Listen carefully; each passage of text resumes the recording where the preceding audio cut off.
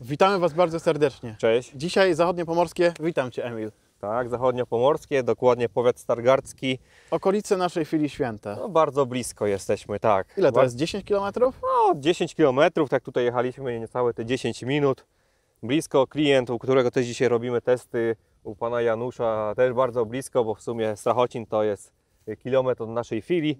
No właśnie i dzisiaj testy, ale nie znowu kombajny, a dzisiaj sama przyczepa Bergman. Tak, przeładowcza. dzisiaj przyczepa samozaładowcza Bergman, tak, GTW 210. Rozmowy też były, no są nadal nawet i o większej, ale przy okazji tutaj zbliżających się testów, które niedługo będziemy wykonywać i naszego znajomego dokładnie, tak, to naszego przyczepa mieliśmy tutaj u Was na Świętym już przerzuconą. Tak, i przy okazji tutaj się zgadaliśmy z panem tutaj Januszem, że no czemu nie wykorzystać tak blisko tej przyczepy, no to jesteśmy dzisiaj u niego na polu. Czyli jakiś tam pomysł na tą przyczepę w gospodarstwie jest. Tak, pomysł na przyczepy w gospodarstwie jest, rozmawiamy o tym już od 2-3 lat dobrych. Gospodarstwo się co chwilę, jak to powiedzieć, zwiększa się powierzchnia upraw. Jest to gospodarstwo rodzinne, wraz z bratem. Teraz mówiłeś, że jakoś niedawno 150 hektarów się powiększyło gospodarstwo? Tak, udało im się tutaj uzyskać więcej, w dzierżawie oczywiście, tutaj wygrali przetarg, 150 hektarów. Jest to zawsze nie obok swojego gospodarstwa, tylko to jest ładne już kilometry mają do przejechania. No i jak widzimy, ciężarówka już w standardzie na tym gospodarstwie, że tak powiem. To nie jest jedna ciężarówka. Na pewno druga ciężarówka na kampanii buraczanej gdzieś tam jeździ, ale na pewno później po południu, jak będziemy jeszcze też kosić, druga dojedzie. I plus jeszcze odstawa ciągnikami, przyczepami. Tak? To nie jest sprzęt, który wjeżdża nam na pole, podjeżdża pod kombajn. No nie mamy możliwości sypania w locie, więc ten kombajn traci sporo czasu na dojeździe do tej ciężarówki. Tak. Sam dojazd tak naprawdę zajmuje więcej czasu niż na koszenie tego pełnego zbiornika. Tak. Też tutaj właśnie rozmawialiśmy z klientem, że często tak było, że jak nie było ciągnika z przyczepą, samochód musi stać na utwardzonej drodze, no wiadomo, w takich warunkach już jesiennych nie wjedziemy nim na taką ścierń, no tak jak widzimy nawet na tym polu, jest grząsko.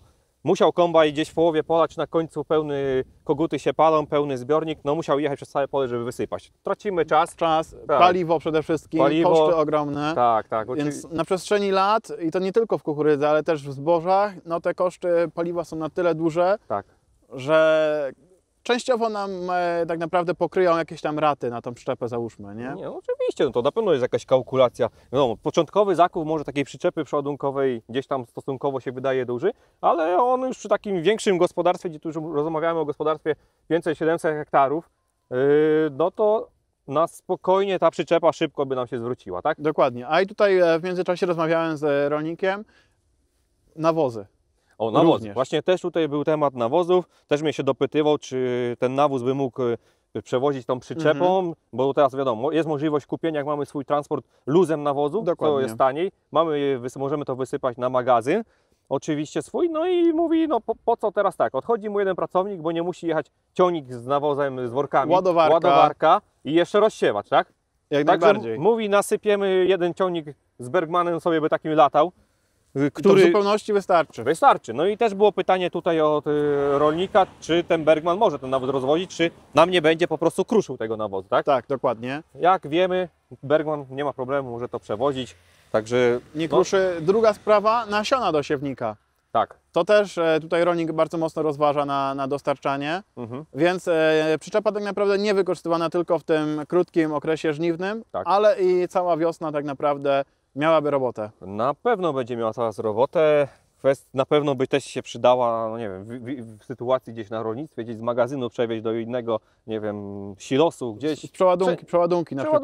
Tak. Też mamy swoich klientów, tak, którzy mają te przyczepy i jedne z większych i wykorzystują, wiemy do czego. Dokładnie. I to nie jedną, nie dwie, a trzy. Tak.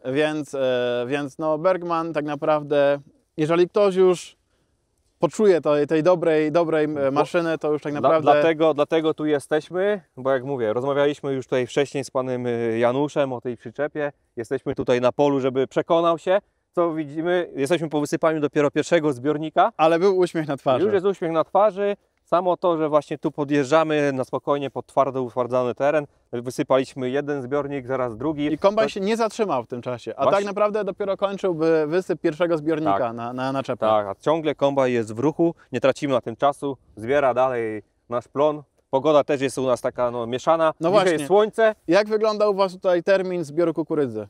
A to termin zbioru kukurydzy w tym roku się trochę przekłada, tak jak chyba też w Polsce. Raz, że pogoda nam trochę nie pozwala, a druga sprawa, przez tą trochę taką zimną, powiedzmy, start tej kukurydzy, później w lipcu gdzieś to woda dostała, ta kukurydza dopiero dobrała masy. Nadgoniła, ale tak naprawdę ta wegetacja jest przesunięta. Tak, wegetacja jest mocno przesunięta. Też tutaj był znajomy rolnik, sąsiad, mówił, że no, czekają na przyszły tydzień, gdzieś mają jakieś lekkie mrozy być, bo cała kukurydza gdzieś ma powyżej 30, tak? Znaczy mimo wszystko, jak na połowę listopada to jest bardzo dużo.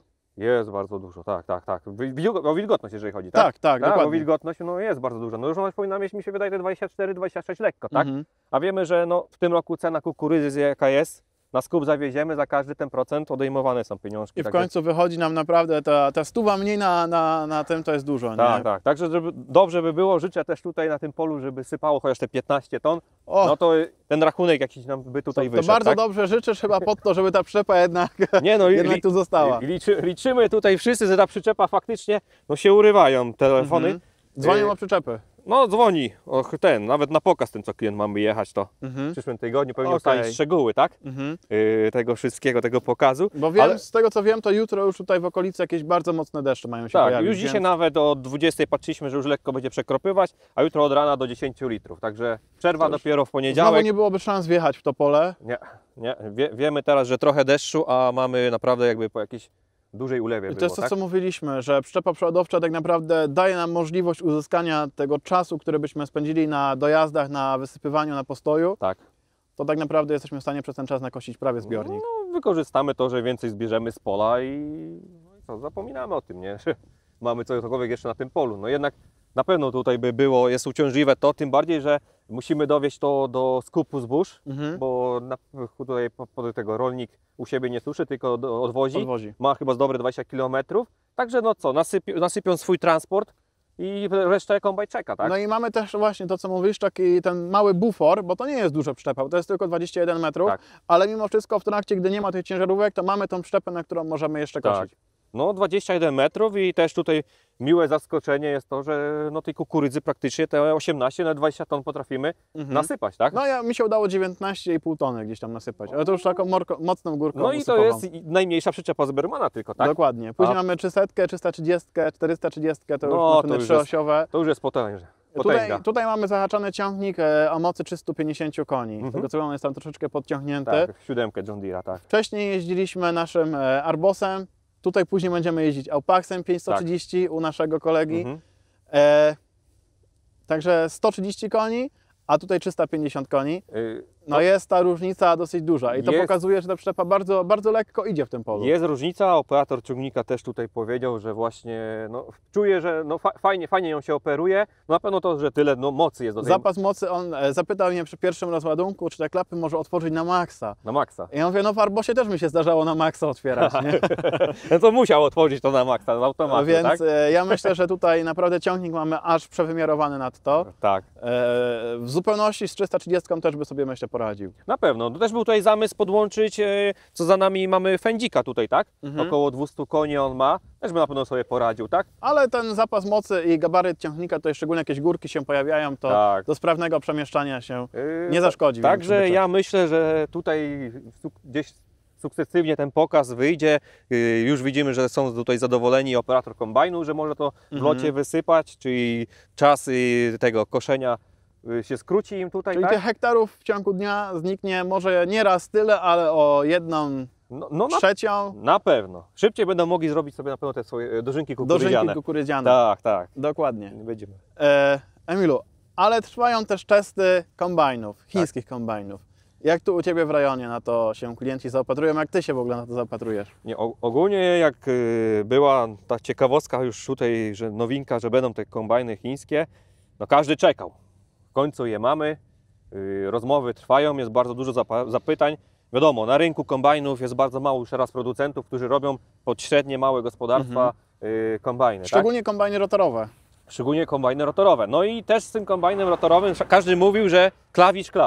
Ale jednak jak ten rotorowy wjechał w zboże, w testy i pokazał, co potrafi. Pokazał, jakość tego zboża jest fajna po muceniu. Wszyscy mówili, że to tylko tam na jakieś stację doświadczalną, będzie się tam nadawał, może chyba, że ktoś ma pół kukurydza to. A jednak już klienci, którzy od nas mają kombajny, powiedzmy nowa, którzy narzekają, że gdzieś tej wydajności brakuje, chcą spróbować testów rotorowym, tak? I sukcesywnie no, robimy testy. A już taki pokaz chyba się odbył, nawet jeden. Tak, tego, u nas co w wiem. okolicy był już pokaz, koło Kostrzynia nad Odrą, na Tak pewno. jest. Kolega robił, pan Zdzisław, pokaz u klienta. Ma właśnie ten użytkownik Rosselmasza od nas nową. Także to, co tutaj wspomniałem, szuka jakiegoś wydajnościowego kombajnu. Szczególnie pod kukurydzę. Tak, no i ten kombajn rotorowy Aupax się spisał. Będziemy robić niedługo też następne testy. Także- Emilu, do zobaczenia tak naprawdę już w następną środę. Tak, następną środę Trzymaj będziemy się. działać. Cześć, na razie. Kliknij jeden z polecanych filmów, aby obejrzeć najlepsze produkcje na naszym kanale. Zasubskrybuj kanał, aby być na bieżąco i nie przeoczyć nowego filmu. Nowe filmy dodajemy codziennie o godzinie 6 rano, a shortsy od 17 do 22.